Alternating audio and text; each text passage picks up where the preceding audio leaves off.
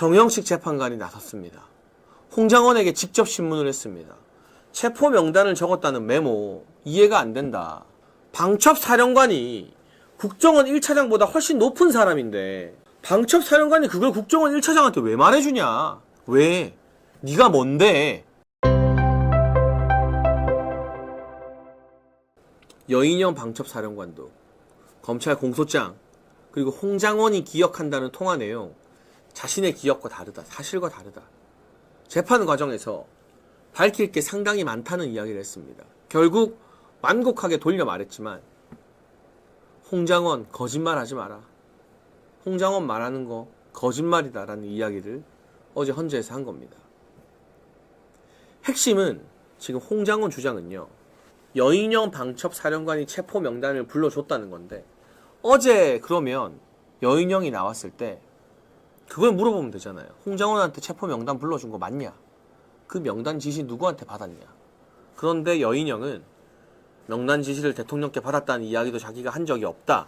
자기는 어디에도 대통령이 지시다 이런 이야기를 한 적이 없다라고 말했고 그 명단 어쩌고 하는 통화 자체에 대해서도 그건 재판에서 따져볼 문제다.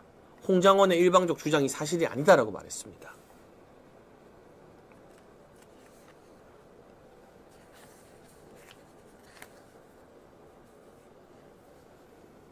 뒤늦게 나온 홍장원 말 여전히 체포 명단이 있었다는 주장을 굽히지 않았습니다. 그런데 드디어 정형식 헌법재판관이 나섰습니다.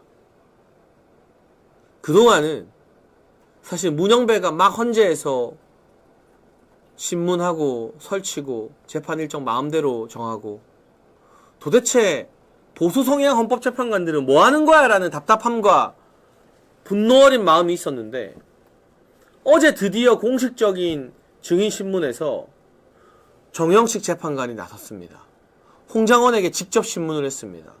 체포 명단을 적었다는 메모 이해가 안 된다.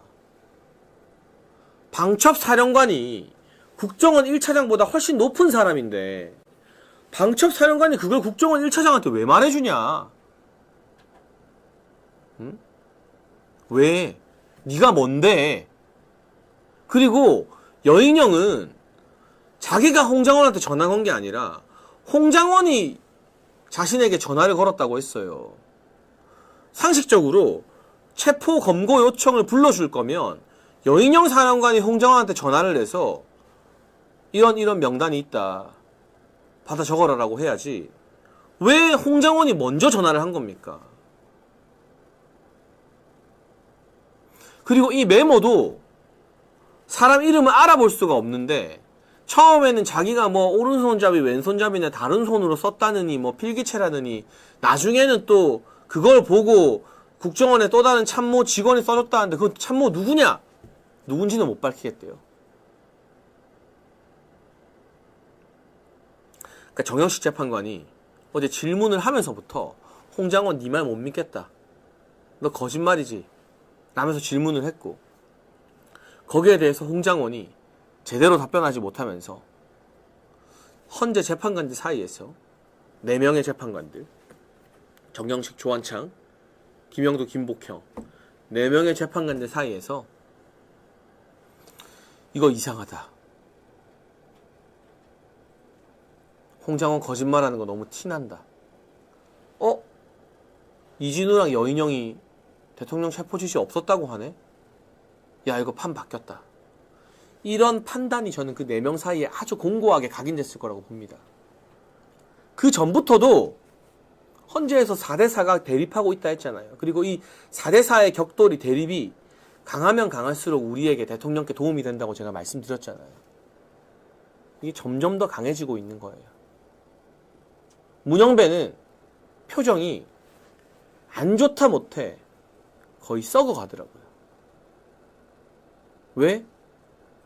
정치권의 많은 사람들처럼 이진우 사령관이나 여인영 사령관이 모든 건 대통령 탓이다. 대통령이 체포 지시했다.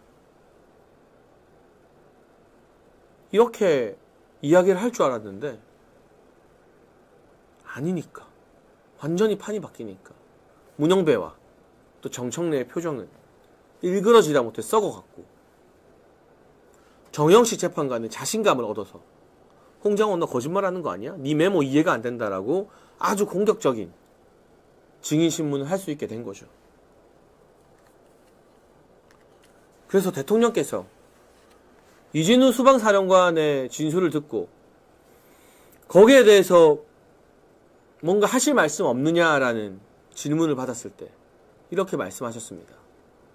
훌륭한 군인의 진술에 내 말을 더 섞고 싶지 않다. 참 군인, 곽종근 같은 군인이 특전사령관이라고 민주당 정치인들 만나서 회유당하고 질질 짜고 유튜브 나오고 그런 모습 보다가 참 군인의 모습에 아마 윤석열 대통령께서도 그날 좀 감동하고 힘을 받지 않으셨을까 싶습니다. 네.